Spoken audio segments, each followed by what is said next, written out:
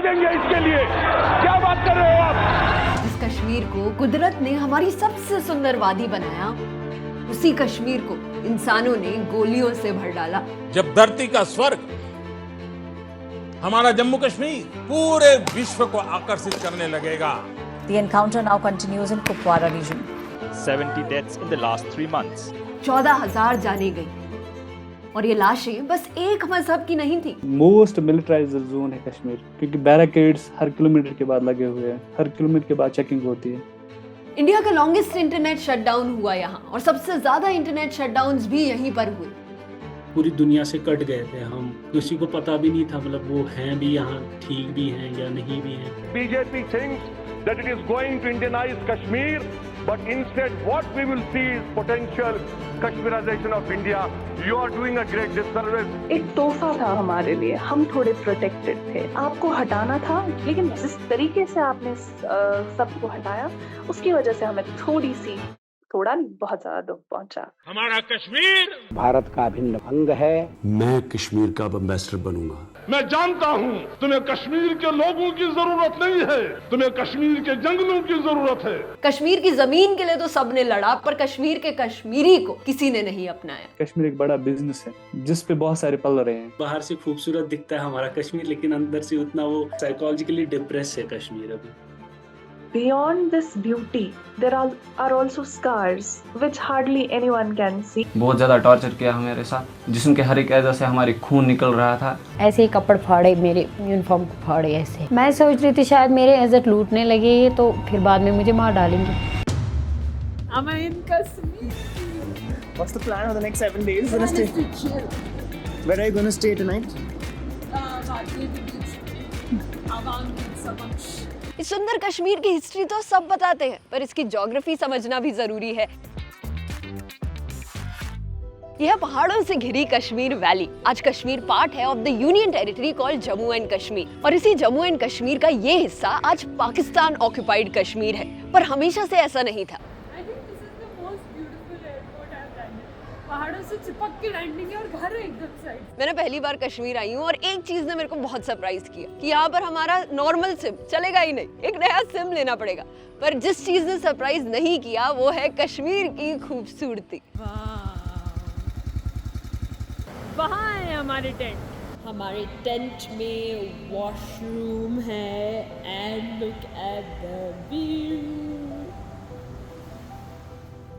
कश्मीर की कहानी किसी कॉन्फ्लिक्ट से शुरू नहीं होती, ना ही मोदी, नेहरू, जिन्ना, अब्दुल्ला से शुरू होती है। कश्मीर की कहानी शुरू होती है कश्मीरियत से, ऐसी आइडेंटिटी जो सभी धर्मों को साथ लेके ही नहीं चलती, उन्हें सेलिब्रेट भी करती है। कश्मीर सिर्फ मुस्लिम्स नहीं है, सिख्स भी है, क्रिश्चियंस भी है, हिंदूज भी है। कश्मीर की सबसे फेमस डिश है वाजवान। उसमें ना बहुत सारी डिशेस साथ में लाई जाती हैं और हर डिश एक दूसरे को कॉम्प्लीमेंट करती है, और ऐसे ही बनती है कश्मीर की कश्मीरियत, जिसको मैप से समझते हैं। कश्मीर में इंपीरियल रूल यानी शाही शासन सबसे पहले किंग अशोका के साम्राज्य में आया, जब यहाँ बुद्धिज्म फैला। इसी दौरान कई स्तूपास और श्राइन्स बने और श्रीनगर सिटी को भी तभी बनाया गया। फिर ये कश्मीर किंग कनिष्का के अंडर आया, तब कश्मीर के बुद्धिस्ट तिब्बत और चाइना तक बुद्धिज्म लेके गए। कश्मीर को मुस्लिम रूलर्स से पहले कई हिंदू डायनेस्टीज ने अपना हिस्सा बनाया, जैसे ललित आदित्य और अवंती वर्मा जैसे हिंदू रूलर्स ने। हिंदुइज्म के फिलोसोफर शंकराचार्य ने भी कश्मीर को अपना सीट ऑफ लर्निंग चुना। कश्मीर की पहली मुस्लिम डायनेस्टी थी शामीर डायनेस्टी। इसी समय कश्मीर में इस्लाम स्प्रेड हुआ, जनता मुस्लिम बनी, पर फिर भी एडमिनिस्ट्रेटिव पावर और बिजनेस में कंट्रोल हिंदू ब्राह्मण्स और पंडित्स का ही रहा। फिर कश्मीर में आए मुगल्स, अकबर, जहांगीर, शाहजहां, तीनों ने इस वादी को खूब सारा प्यार दिखाया, पर कश्मीर में रहकर नहीं, दिल्ली बैठकर। ये पहली बार था जब कश्मीर के रूलर ने कश्मीर से नहीं बल्कि दिल्ली बैठकर उसे रूल किया, और ये दिल्ली से कश्मीर को रूल करने वाली प्रथा बहुत लंबी चलने वाली थी। हिस्टोरिकली कश्मीर को कई सारी रिलीजियस आइडियोलॉजीज ने कॉन्कर किया, और ये रिलीजियस आइडियोलॉजीज कश्मीर का एक इम्पोर्टेंट हिस्सा बनी। We worship Lord Shiva. Lord Shiva होते हैं that used to be represented by a kalash, by a clay pot. So in Kashmir the clay pots were made by the Muslim potters. Like Shivratri की आपको मुबारक देते थे। That's Karan. एक writer है, कश्मीर के बारे में लिखते हैं और कश्मीरी पंडित भी हैं। कश्मीर की हिस्ट्री समझने के लिए ना कश्मीरियों से बात करना जरूरी है, जो मैंने भी की, पर एक कश्मीरी मुझसे कितना बात कर पाया इसका जवाब मुझे नहीं पता। कहने को तो बहुत कुछ है, बट क्या ही कह सकते हैं, आखिरकार हम कश्मीरी है। I am really very happy कि आपने कॉल किया, और सबसे इम्पोर्टेंट चीज मेरी आइडेंटिटी। बिल्कुल नहीं, बिल्कुल आइडेंटिटी हम लोग रिवील नहीं करेंगे। Promise. At the end, it will become very difficult for me क्योंकि security issues भी हैं. I am preparing for JKPSC exams also, तो वो issue नहीं होना चाहिए बाद में, इसलिए ठीक है। बिल्कुल बिल्कुल, ये मेरा प्रॉमिस है आपसे। अच्छा, कश्मीर ना सिख एम्पायर का पार्ट भी बना। द लायन ऑफ पंजाब कहलाने वाले रंजीत सिंह की तरफ से कश्मीर को रूल करने लगे राजा गुलाब सिंह। लेकिन यहाँ हुआ धोखा जब गुलाब सिंह ने सिख्स का साथ देने के बजाय ब्रिटिश का साथ दिया फर्स्ट एंग्लो सिख वॉर में, जिसे ब्रिटिश जीत गए। और जीतने के बाद ब्रिटिशर्स ने गुलाब सिंह को कश्मीर दे दिया। उसमें कुछ इलाके जो जम्मू के थे, मान लो कांगड़ा के पास, चंबा के, नूरपुर के, ये वो हमने अपने इलाके दे दिए। कर आगे 75 लाख नानकशाही रुपयों के ऊपर सहमति होगी। बस 75 लाख रुपीस में, हाँ जी, बस 75 लाख रुपीस में कश्मीर बिक गया। एक फॉरेन पावर ब्रिटिश ने एक और फॉरेन पावर गुलाब सिंह को कश्मीर दे दिया। अब मैं गुलाब सिंह को एक फॉरेन पावर क्यों कह रही हूँ? क्योंकि वो कश्मीर के रहने वाले नहीं बल्कि जम्मू के रहने वाले थे, एक हिंदू डोगरा रूलर थे। और ऐसे ही ब्रिटिश की वजह से कश्मीर जो एक मुस्लिम मेजॉरिटी एरिया था, वहां पर एक हिंदू रूलर आ चुका था और यहाँ शुरू हो गया था हिंदू डोगरा रूल।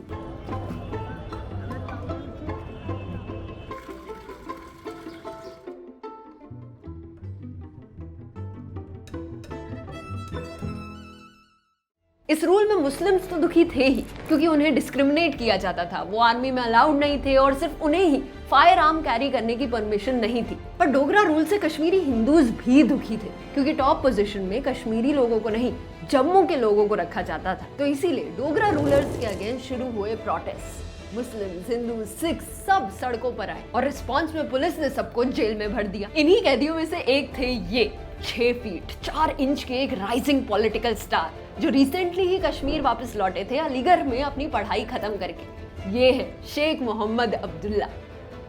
जब ये श्रीनगर के सेंट्रल जेल में कैद थे, तब इन्होंने बनाई एक पार्टी, मुस्लिम कॉन्फ्रेंस। ये पार्टी बाद में बनी नेशनल कॉन्फ्रेंस। शायद तब उन्हें नहीं पता था कि ये जो जेल में बनी पार्टी थी, ये कश्मीर को रूल करने वाली थी अगले 3 डेकेड्स, 30 सालों तक। और जल्द ही शेख मोहम्मद अब्दुल्ला बनने वाले थे Sher e Kashmir, the lion of Kashmir. People of Kashmir have passed through untold miseries during the last 15 months. फिर आया साल 1947, जब ब्रिटिश इंडिया का मैप ऐसा दिखता था, पर अब बंटवारा होने वाला था और शुरुआत होने वाली थी इंडिया पाकिस्तान कॉन्फ्लिक्ट की, जिसके पहले दोषी बने ब्रिटिश, जो दुनिया के सारे बॉर्डर इश्यूज के दोषी होते ही हैं। वैसे भी इंडिया पाकिस्तान बॉर्डर इशू के पहले दोषी भी वही बने, जब इंडिपेंडेंस के टाइम एक सिरिल रैडक्लिफ को बुलाया गया इंग्लैंड से इंडिया पाकिस्तान की लाइन ऑफ पार्टीशन बनाने। ये इंसान कभी इंडिया नहीं आया था इससे पहले, इसको कोई आइडिया नहीं था इंडिया के बारे में। This is what I'll be remembered for, the Radcliffe line. इसने बस एक बार प्लेन में चक्कर लिया, ऊपर से पूरा नॉर्थ इंडिया देखा और बस 5 हफ्तों में एक बॉर्डर बना दिया। ऐसे फेट डिसाइड हुआ मिलियंस ऑफ पीपल का। इस एक लाइन की वजह से 20 लाख लोगों की जाने गई पार्टीशन के वक्त। भाई साहब को इतना गिल्ट हुआ कि इसने अपनी फीस भी नहीं ली, भग गया और कभी वापस नहीं आया इंडिया को। अंग्रेज हमेशा से ये चाहते थे कि ये जो साउथ एशिया हो, उनमें कोई ऐसा कॉन्फ्लिक्ट रहे जिसकी वजह से वहाँ पे डिपेंड रहे। देखो कितना हम वेपन्स ले रहे हैं, क्योंकि ये 2 मुल्क आपस में दुश्मन बने हुए हैं कश्मीर की वजह से। जब इंडिया इंडिपेंडेंट हुई, तब 500 से भी ज्यादा ऐसे स्टेट्स थे जिन्हें ब्रिटिश नहीं रूलर्स गवर्न करते थे। ये येलो कलर के प्रिंसली स्टेट्स। इन स्टेट्स को परमिशन दी गई ये चूज करने के लिए कि इन्हें इंडिया में रहना है, पाकिस्तान में रहना है या इंडिपेंडेंट रहना है। और इन प्रिंसली स्टेट्स में से सबसे बड़ा था जम्मू और कश्मीर। स्ट्रैटेजिकली इंपॉर्टेंट था, चाइना और सोवियत यूनियन के बॉर्डर में। पर यहाँ मुस्लिम मेजॉरिटी थी, इसीलिए आया ये क्वेश्चन, किसका होगा कश्मीर? कश्मीर की पॉपुलेशन में 77% लोग मुस्लिम्स थे, इसलिए पाकिस्तान के पीएम जिन्ना सोचते थे कि ये तो उन्हीं का होगा, क्योंकि मुस्लिम डोमिनेटिंग एरियाज पाकिस्तान को मिले थे इंडिपेंडेंस के वक्त। इनफैक्ट इसीलिए जिन्ना ने कश्मीर को एक ब्लैंक चेक भी बोला था। पर इंडिया के प्राइम मिनिस्टर नेहरू ऐसा नहीं चाहते थे। नेहरू एक कश्मीरी पंडित थे, तो उन्हें कश्मीर से एक स्पेशल लगाव था। इस बीच कश्मीर के राजा थे हरी सिंह। इनके पास डिसीजन मेकिंग पावर थी कि कश्मीर कहां जाएगा, पर वो ना तो इंडिया के पास जाना चाहते, ना ही पाकिस्तान के पास, क्योंकि वो पावर के भूखे थे। उन्हें पता था कि इंडिया तो डेमोक्रेसी है, तो वो राजा का रूल तो एक्सेप्ट नहीं करेगी, और पाकिस्तान एक मुस्लिम मेजॉरिटी स्टेट है, तो वो भी एक हिंदू राजा को एक्सेप्ट नहीं करेगा। इसीलिए वो न्यूट्रल रहना चाहते थे। इनफैक्ट वो बोलते थे कि मैं कश्मीर को स्विट्जरलैंड ऑफ द ईस्ट बनाऊंगा।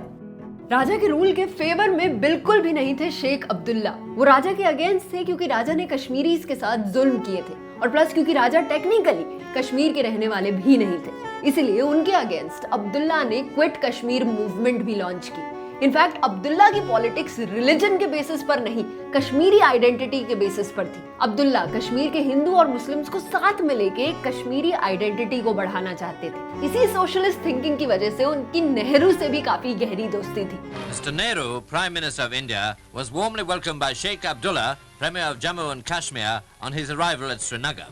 एक ऐसा इंसिडेंट है कि अब्दुल्ला नेहरू से मिलने जाने वाले थे, तब राजा ने अब्दुल्ला को जेल में बंद कर दिया। तब नेहरू उनसे मिलने आए तो पहले तो नेहरू को एंट्री ही नहीं दी राजा ने। 5 घंटे तक वेट करवाया और फिर नेहरू को ही जेल में डाल दिया। नेहरू को लगता था कि अब्दुल्ला ही कश्मीर को इंडिया का पार्ट बना सकते हैं, पर नेहरू और अब्दुल्ला की ये दोस्ती जल्द ही खत्म होने वाली थी। प्रिंसली जम्मू कश्मीर का मैप ऐसा दिखता था, और इस पर 2 कंटिन्यूअस अटैक्स हुए अलग अलग जगह से। पहला अटैक हुआ कश्मीर के लेफ्ट से। पूंछ से 60,000 मैन अंदर घुसना चालू हुए। उन्होंने पाकिस्तान के झंडे गाड़ना चालू किया। साथ में ही दूसरा अटैक भी चालू हुआ कश्मीर के नॉर्थ से। थाउजेंड्स ऑफ ट्राइब्समैन बारामुल्ला तक अंदर घुसे और इन्होंने इंसानियत भूल के घर लूटे और कई जवान लड़कियों को रेप किया बिना उनका मजहब देखे। बस डिस्ट्रक्शन मचाया। पूरा बारामुल्ला चीखों और खून के लपेट में था। तब बारामुल्ला में 14,000 लोग रहते थे, जिनमें से 3,000 लोगों की जानें गई। आज तक ये कंफर्म नहीं है कि इन लोगों को पाकिस्तान की आर्मी ने भेजा था या नहीं। इंडिया बोलती है कि इन्हें पाकिस्तान ने भेजा ही नहीं था, साथ में इन्हें गन्स और गोली भी उन्होंने ही दी थी, पर पाकिस्तान इस क्लेम को रिजेक्ट करती। लेकिन इसके तुरंत बाद पाकिस्तान इंडिया पर खुद अटैक करने वाली थी। पाकिस्तान को शक था कि राजा इंडिया के पास चला जाएगा, तो पाकिस्तान ने डिसाइड किया फोर्स यूज करने का। इसलिए लॉन्च हुआ operation Gulmarg. 2000 tribesman modern weapons लेके मुजफ्फराबाद तक घुस चुके थे। उरी कैप्चर किया, बारामुल्ला कैप्चर किया, श्रीनगर तक पहुंचने वाले थे, पर तब राजा ने इंडिया की हेल्प मांगी। इनफैक्ट सिचुएशन इतनी सीरियस हो चुकी थी कि एक इंसिडेंट था जब राजा ने सोते वक्त अपने जूनियर को एक गन दी। राजा ने बोला कि अगर इंडिया हेल्प नहीं करती है तो उन्हें सोते वक्त ही गोली मार दे। इंडिया तैयार थी कश्मीर की मदद करने के लिए, पर इसीलिए नहीं कर सकती थी क्योंकि कश्मीर अभी तक इंडिया का पार्ट ही नहीं था। पहले राजा को इंडिया का पार्ट बनना पड़ता, जिसके लिए इंडियन गवर्नमेंट ने राजा से ये इंपॉर्टेंट डॉक्यूमेंट साइन करवाया। ये इंपॉर्टेंट डॉक्यूमेंट है इंस्ट्रूमेंट ऑफ एक्सेशन, और यही इंपॉर्टेंट डॉक्यूमेंट बाद में जाकर आर्टिकल 370 का रूट बना। इसी इंपॉर्टेंट डॉक्यूमेंट से इंडिया ने कश्मीर को ज्वाइन किया। ये वो रियल डॉक्यूमेंट। इसमें पहली 5 लाइन में तो बस राजा का ही नाम है, इतना लंबा। ये डेट ऑफ साइनिंग है और 3 इंपॉर्टेंट पॉइंट्स है इसमें। पहला कि राजा ने एक्सेप्ट कर लिया है कि Kashmir is now a part of India. दूसरा कि कश्मीर का डिफेंस, एक्सटर्नल अफेयर्स और कम्युनिकेशन, ये 3 चीजों पर इंडिया का कंट्रोल रहेगा, पर सिर्फ इन्हीं 3 चीजों पर। तीसरा सबसे इंपॉर्टेंट पॉइंट कि इन टर्म्स को कभी कोई चेंज नहीं कर सकता without the acceptance of Jammu and Kashmir का लेजिस्लेचर। एक और डिमांड इंडिया ने साइन कराई कि शेख अब्दुल्ला को कश्मीर का पीएम बनाया जाएगा। हाँ, कश्मीर का सीएम नहीं, पीएम था।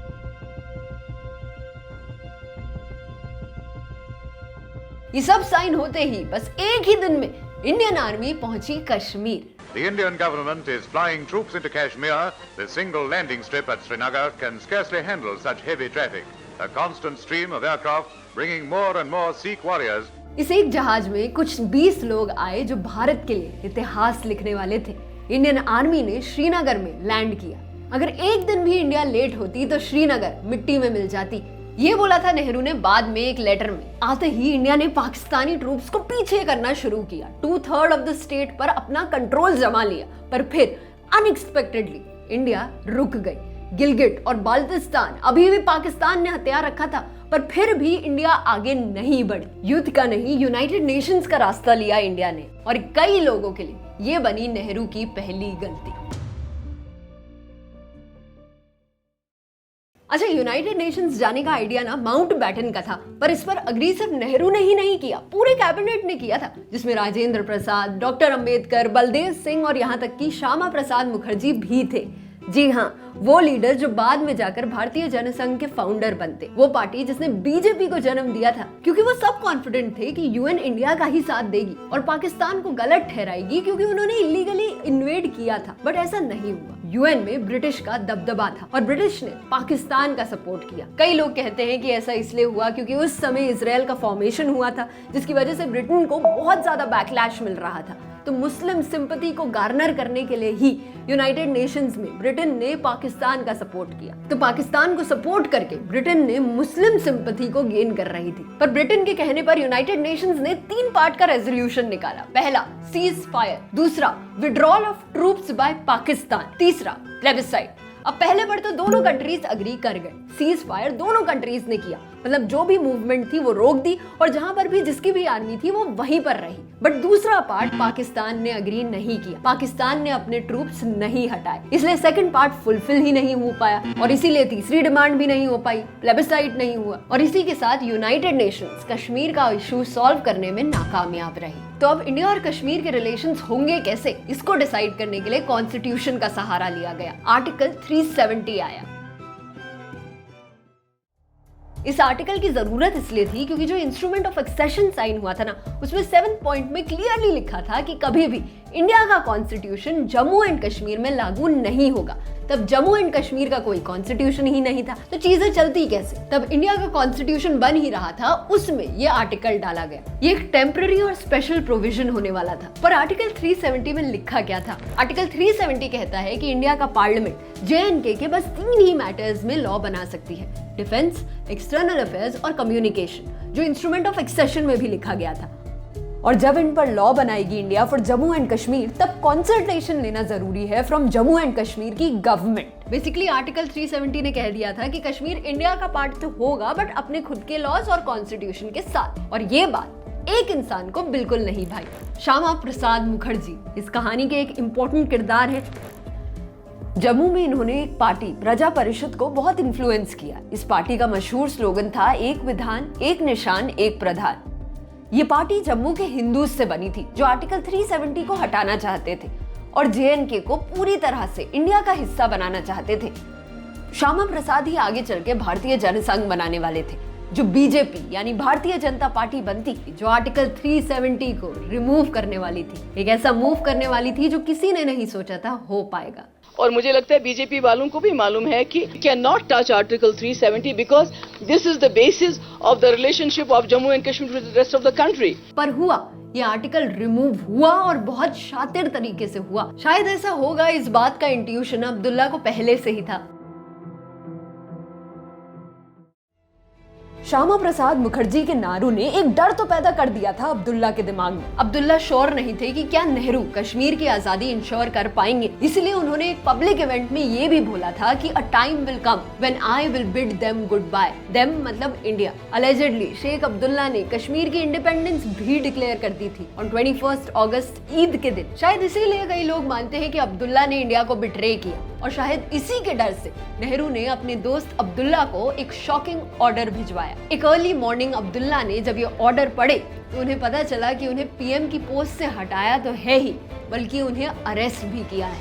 उन्हें बस 2 घंटे दिए गए प्रेयर खत्म करके जेल में पेश होने के लिए। तब किसी को नहीं पता था कि इन 2 घंटों की आजादी के बाद उनका जेल का सफर 14 लंबे सालों तक होने वाला था। 3 अलग अलग बार उन्हें अरेस्ट किया गया, बस एक आरोप से कि he is conspiring against India। एक बार बीच में उन्हें नेहरू ने रिलीज करवाया। तब नेहरू अपनी लाइफ के आखिरी स्टेज में पहुंच चुके थे, कश्मीर के इशू को सॉल्व करना चाहते थे। उन्हीं के कहने पर अब्दुल्ला ने पाकिस्तान के प्रेसिडेंट को दिल्ली इनवाइट किया नेहरू के साथ फाइनली चीजें डिस्कस करने के लिए, और पाकिस्तान के प्रेसिडेंट ने अग्री भी किया। लेकिन जैसे ही उन्हें लेने अब्दुल्ला पहुंचे, एक शॉकिंग खबर आई कि Nehru at the age of 74 had passed away।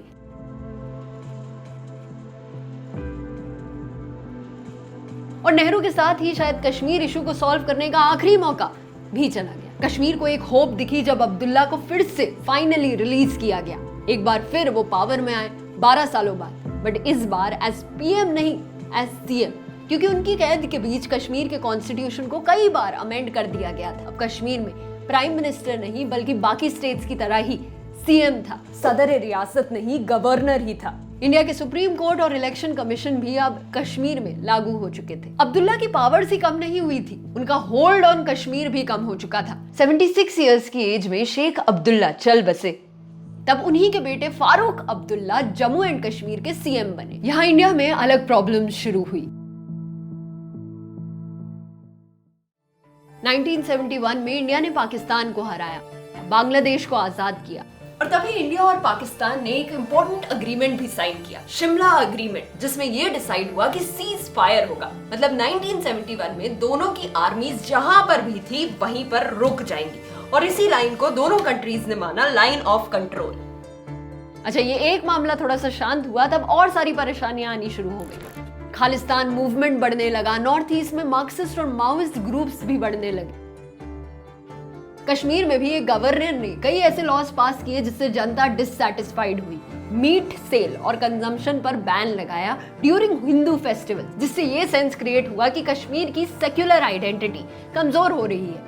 साथ ही में फारूक अब्दुल्ला को हटाया क्योंकि कांग्रेस को लगता था कि अब्दुल्ला पूरी तरह से उनके कंट्रोल में नहीं है, और फारूक अब्दुल्ला को हटाकर गुलाम मोहम्मद को सीएम बनाया। इन्हीं के रूल में कश्मीर में कई नई पार्टीज बनी, नॉर्मल नहीं सेपरेटिस्ट पार्टीज। सेपरेटिस्ट वो लोग होते हैं जो कश्मीर को एक अलग स्टेट बनाना चाहते हैं, जैसे Jammu Kashmir liberation front, Hezbollah Mujahideen और ऑल पार्टी हुर्रियत कॉन्फ्रेंस। ये नंबर शॉकिंग है कि जहां 1989 में कश्मीर में बस एक पार्टी इंसर्जेंसी में इन्वॉल्व थी, बस 3 साल बाद ये नंबर 100 से भी ज्यादा हो गया। और फिर सारे सेपरेटिस्ट ऑर्गेनाइजेशंस ने साथ में आकर फॉर्म की मुस्लिम यूनाइटेड फ्रंट, और इस पार्टी ने इलेक्शंस भी लड़े। लेकिन ये इलेक्शंस कश्मीर की हिस्ट्री के सबसे कंट्रोवर्शियल इलेक्शंस बने, क्योंकि इसी के बाद शुरू हुए कश्मीर के सबसे दर्दनाक 10 साल। जब इलेक्शंस हुए तो फारूक अब्दुल्ला की पार्टी को कांग्रेस सपोर्ट कर रही थी और यही पार्टी जीती, पर ऑपोजिशन ने बोला कि इलेक्शंस में चीटिंग हुई थी। कई कॉन्स्टिट्यूएंसीज में रिजल्ट डिले हुए बहुत दिनों तक। इंटेलिजेंस ब्यूरो ने बोला कि एटलीस्ट 13 सीट्स में जहां ऑपोजिशन हारी वहां इलेक्टोरल मैल प्रैक्टिसेस हुई थी। इनफैक्ट खुद अब्दुल्ला ने बाद में एक्सेप्ट किया कि इलेक्शंस रिग्ड थे। पर जैसे ही फारूक अब्दुल्ला पावर में आए, उन्होंने ऑपोजिशन कैंडिडेट्स को जेल करना शुरू कर दिया। ये ऑपोजिशन कैंडिडेट सेपरेटिस्ट थे जिनका अब डेमोक्रेसी पर, इलेक्शंस पर से पूरा भरोसा उठ चुका था। गुस्सा इतना बढ़ गया था कि अब इन सेपरेटिस्ट ने हथियार उठाना शुरू कर दिया था। कई टेररिस्ट सामने आए, जैसे मोहम्मद यूसुफ शाह। ये टेररिस्ट यंग अनएम्प्लॉयड कश्मीरीज थे।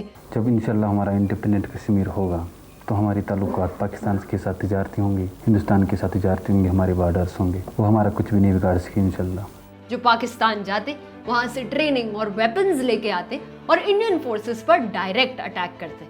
इन्हीं सेपरेटिस्ट के गुस्से को पाकिस्तान ने अपने फायदे के लिए यूज किया। उन्हें पैसे दिए, वेपन्स दिए, ट्रेनिंग दी। इतना गुस्सा भरा कि उनका फ्यूचर एकदम काला कर दिया। सब कुछ बस इंडिया में मिलिटेंसी और डिस्टर्बेंसेस बढ़ाने के लिए। इनफैक्ट पाकिस्तान के लीडर्स खुद बोलते थे कि जैसे यूएस टेररिज्म बढ़ा रही है वर्ल्ड में, पाकिस्तान भी बढ़ा सकती है इंडिया के आगे। 15 अगस्त 1988 जहां India 41 years of independence celebrate कर रही थी, वहीं कश्मीर में मिलिटेंट्स पाकिस्तान के झंडे उड़ा रहे थे। एंटी इंडिया नारे, आजादी के नारे लगाए जा रहे थे।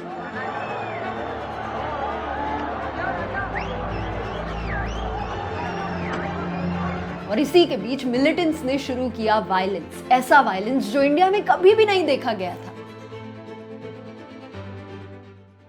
15 हिंदूज कश्मीर से जम्मू जा रहे थे, उन्हें किश्तवाड़ में रोका, बस से निकाला और गोलियों से मार दिया। आर्मी मैन को नहीं बख्शा। बदामी बाग में एक बॉम्ब फोड़ा जिसमें मेजर जनरल की डेथ हुई। 8 आर्मी मैन मारे गए और 10 इंजर हुए। ये दंगे हिंदू मुस्लिम नहीं थे, इंडिया पाकिस्तान बन चुके थे। मिलिटेंट्स ने हिंदूज को तो मारा ही, मुस्लिम्स को भी नहीं बख्शा।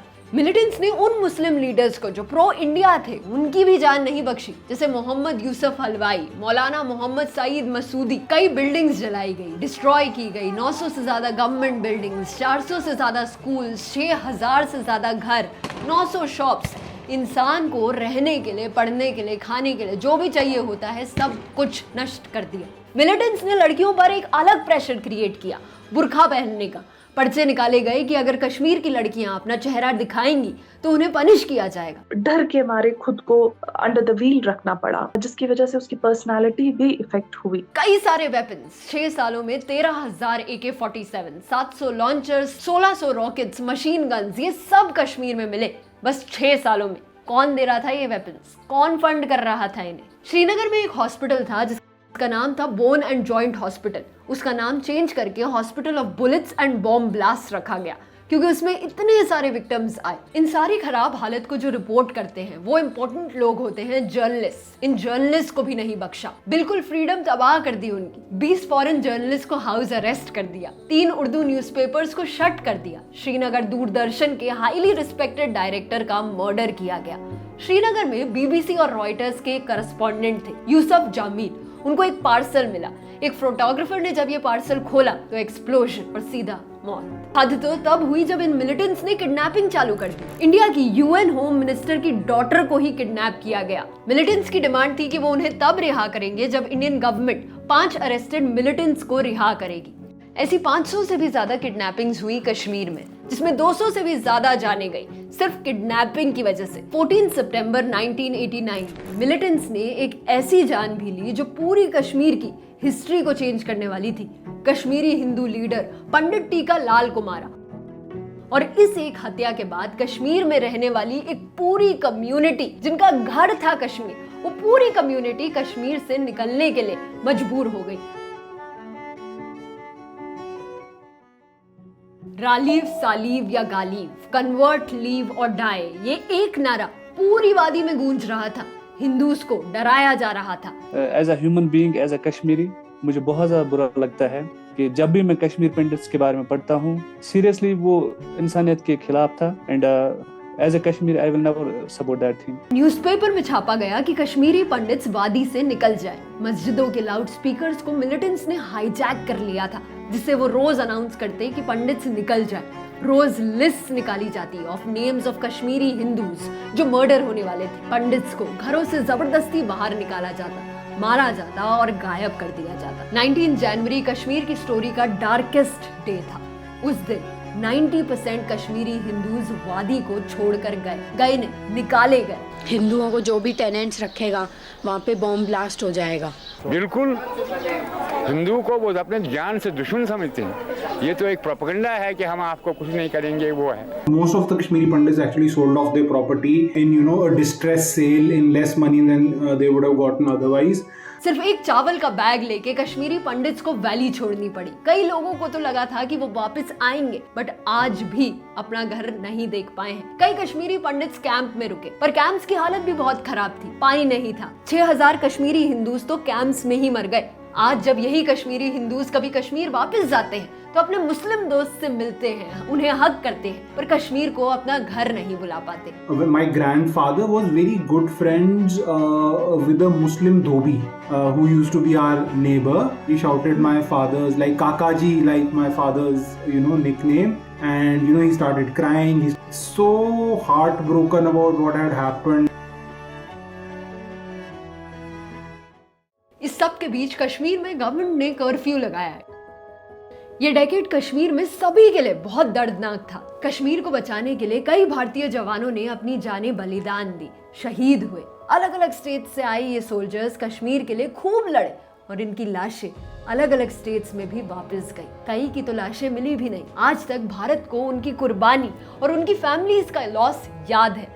पर कश्मीर की हिस्ट्री में कुछ शर्मनाक घटनाओं के लिए रिस्पॉन्सिबल आर्मी भी थी। कई इनोसेंट कश्मीरी यूथ को मिलिटेंट्स की तरह ट्रीट किया जाने लगा। सोपुर में और श्रीनगर में पैरामिलिट्री और BSF ने शॉप्स, बसेस, घर जलाई। 60 से ज्यादा जाने गई। बडगाम, बारामूला, कुपवारा, इन सारी डिस्ट्रिक्ट से रिपोर्ट्स आई मिलिट्री किलिंग्स, बीटिंग्स और मॉलेस्टेशन की। अलेजिडली उस दिन नॉर्थ कश्मीर के 2 विलेजेस कुनान और पोशपोरा में घरों में घुस के घर के आदमियों को बाहर निकालकर भीषण ठंड में रखकर घर में आर्मी मैन ने रेप किया।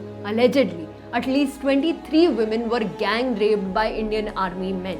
इसके रिस्पॉन्स में आर्मी ने बोला कि ये चार्जेस आर्मी को डिफेम करने के लिए लगाए गए हैं, पर सुप्रीम कोर्ट ने अब इस केस पर स्टे लगाई है। ये टाइम था जब कश्मीर में armed forces special powers act लगा था, जिसमें आर्म्ड फोर्सेस को 5 स्पेशल पावर्स दी गई थी।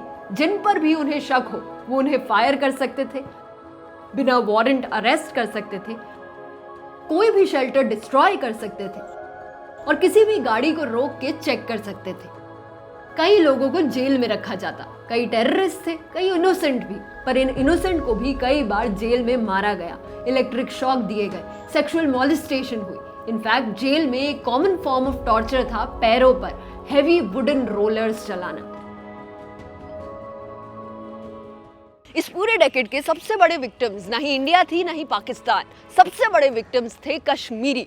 आज तक कश्मीर में ना बहुत हाई मिलिट्री प्रेजेंस है। मैं खुद जब यहाँ पे आए तो हर किलोमीटर में हमें मिलिट्री वाले दिखे और इसका एक साइकोलॉजिकल इम्पैक्ट होता है, एक डर क्रिएट होता है और इस डर को समझना भी जरूरी है। मुझे लगता है जो दिमाग से आज़ाद ना हो वो असल में आज़ाद नहीं है, ही इज़ अ स्लेव। दिमाग से ही अब हमें फील होता है वी आर स्लेव्स, क्योंकि बैरिकेड्स हर किलोमीटर के बाद लगे हुए हैं, हर किलोमीटर के बाद चेकिंग होती है, तो दिस हैरेसमेंट होता है, इन चीजों से दूरी पैदा होती है। आज भी कश्मीर में कंटिन्यूअस इंटरनेट शटडाउन्स होते रहते हैं, जिससे यंगस्टर्स की, बच्चों की पढ़ाई में बहुत इम्पैक्ट आता है। कश्मीर में 6 मंथ्स का शटडाउन करते हैं इंटरनेट का या 1 ईयर का, उससे आपका बच्चा ऑब्वियस सी बात है पीछे रहेगा ही। एक स्टूडेंट विदाउट इंटरनेट होना और उसके स्कूल 6 माह तक बंद रहना कोई मजाक नहीं है। जो प्रॉब्लम्स हमें कोविड में हुई थी ना कर्फ्यू की वजह से, वो कश्मीरियों को बहुत समय से हो रही है और इसी की वजह से यहाँ के यंगस्टर्स को अपना घर छोड़ के दूसरे स्टेट्स में जाना पड़ता है और जो यहाँ पर रह जाते हैं उन्हें इंडियंस या पाकिस्तानी एक शक की नजर से देखते हैं। कुछ लोगों के मतलब जहन में है ना कि मतलब कश्मीरी जो है ये जरूरी वही होगा। मेरे पेरेंट्स कहते थे कि यू मस्ट गो अब्रॉड, आप फॉरेन चले जाओ। मैंने चूज नहीं किया। Seriously as a political science student मुझे लगता है मुझ में इमोशंस आ गए। I love Kashmir. किसी को एंटी इंडियन, एंटी नेशनल का थप्पा लगा देना बहुत आसान है, पर उसके साथ बैठ के उसकी हिस्ट्री समझने में तो मेहनत लगती है। तो जरूरी है कि हम वो मेहनत करें, थप्पे ना लगाएं। कई सालों बाद फिर से शुरू हुआ कश्मीर में प्रेसिडेंट्स रूल। 2018 में ये कश्मीर का लॉन्गेस्ट प्रेसिडेंट रूल होने वाला था। 6 सालों बाद अभी तक चल रहा है और इसी बीच कश्मीर को एक और झटका लगने वाला था। 370 का क्या ओपिनियन रहा? एक तोहफा था हमारे लिए, हम थोड़े प्रोटेक्टेड थे। आपको हटाना था, लेकिन जिस तरीके से आपने सबको हटाया उसकी वजह से हमें थोड़ा नहीं बहुत ज्यादा दुख पहुंचा। 2018 में प्रेसिडेंट रूल लगा। अगले ही साल कश्मीर में बहुत सारे इंडियन ट्रूप्स भेजे इंडियन गवर्नमेंट ने और 5 अगस्त 2019 को आर्टिकल 370 हटाया गया। अब कश्मीर में खुद का कॉन्स्टिट्यूशन नहीं रहा, इंडियन कॉन्स्टिट्यूशन ही कश्मीर में लागू हो गया और इंडियन गवर्नमेंट ही कश्मीर में अब सारे लॉज बना सकती थी। मतलब कश्मीर का स्पेशल स्टेटस खत्म। यही नहीं, 4 दिन बाद जम्मू और कश्मीर को स्टेट से डाउनग्रेड करके एक यूनियन टेरिटरी बनाया गया और ये तब हुआ जब कश्मीर में कोई स्टेट गवर्नमेंट नहीं थी। इंस्टेड कश्मीर को प्रेसिडेंट रूल में डालकर इंडियन गवर्नमेंट ने खुद ये डिसीजन लिया। आर्टिकल 370 हटने साथ ही वादी में कर्फ्यूज बढ़े, इंटरनेट कट्स बढ़े और ये अनसर्टेनिटी रही कि आगे क्या होगा। इंटरनेट बंद रहा 5 अगस्त 2019 से लेकर 25 जनवरी 2020 तक, टोटल 552 डेज। ये बंद सिर्फ कश्मीर का नहीं, पूरे भारत देश का सबसे बड़ा इंटरनेट बंद था।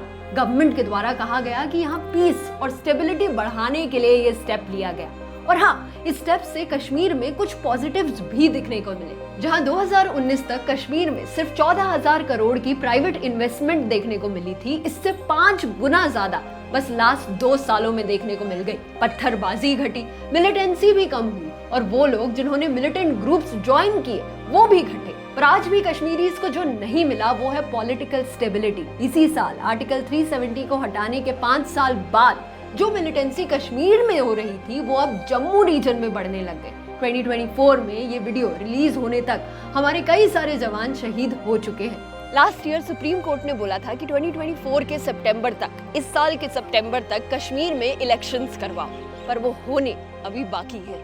मैं चाहता हूँ ऐसा बंदा सामने आए जो मजहब को साइड रखकर इंसानियत के नाम पर पॉलिटिक्स करे। जो एक डायलेमा बन चुका है लोगों के जहनों में, उसको मिटाना होगा। तो उसको हटाने के लिए यूथ को ही आगे आना पड़ेगा। Youth are the pillars of nation. सबको अवेयरनेस होनी चाहिए कि मतलब अभी क्या चल रहा है, करंटली क्या चल रहा है। या भी हूँ, सुन्नी भी हूँ, मैं हूँ पंडित। मैं था, मैं हूँ और मैं ही रहूंगा।